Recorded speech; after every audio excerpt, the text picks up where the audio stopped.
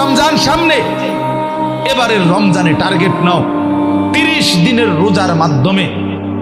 দিল থেকে আল্লাহর কাছে এইভাবে 30টা দিন হাতে গুনে তুমি আল্লাহর সাথে ওয়াদাবদ্ধ হও যে আল্লাহ 30 দিন আমি রোজা রাখবো, এবং যৌন চাহিদা, লজ্জাস্থানের চাহিদা, অশ্লীলতা, বেহায়াপনা, নর্তকী, নাচ গান, উলঙ্গ ছবি দেখা, নারীকে নিয়ে চিন্তা ভাবনা, মেয়েকে নিয়ে অশ্লীল চিন্তা ভাবনা,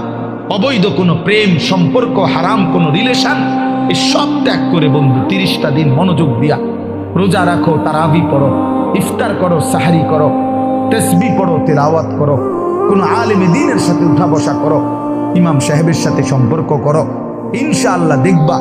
আল্লাহ চাহে তো 30 দিনের মাথায় আল্লাহ বলেন লাআল্লাকুম তাত্তাকুন, আমি আল্লাহ ওয়াদা দিলাম মোমেন তোকে মুত্তাকি বানিয়ে দেব।